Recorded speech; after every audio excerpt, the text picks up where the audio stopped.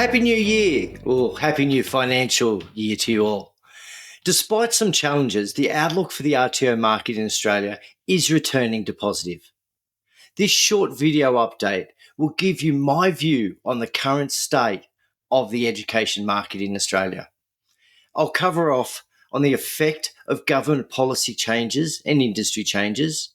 We'll look at where international education is now, demand versus supply, and how you can best understand the value of an RTO.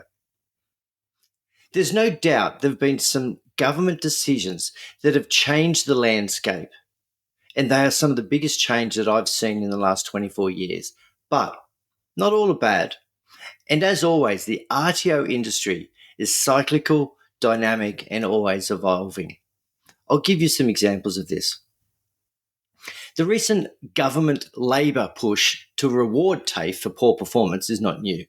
However, there's more to it that's not all bad.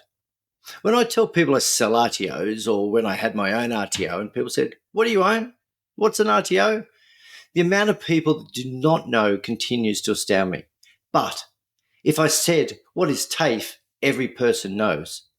So sometimes the Labor government dumbs things down to make it easier for some people to understand.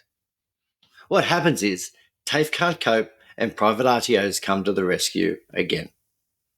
ASCA's recent use it or lose it change when it comes to registration, while obviously hurting my business, is a great improvement for the industry. It means RTO owners need a plan, need a direction, and need to be operating for the right reasons.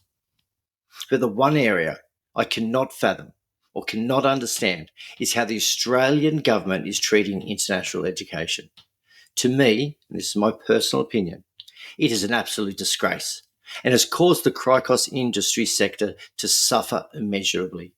They are killing the golden goose. And you'll see in the below Cricos for sale, the prices we've now listed the businesses for is a dramatic change to what they were 3 years ago. And we've spent a lot of time in making sure vendor expectation is managed and reflects where the industry is currently placed. Now, there's still demand, and we know the international education will not be treated with such disrespect forever. So while the prices are so low and never seen before prices, it may be the best time to purchase. A good RTO will always be a good RTO, and the demand for skilled workers, our increasing skill shortage, and a somewhat decreasing supply of quality RTOs has meant that good RTOs have maintained or increased their value. At the lower end, including shells and those with state funding, they continue to have a strong, non-depreciating asset value that is both consistent and measurable.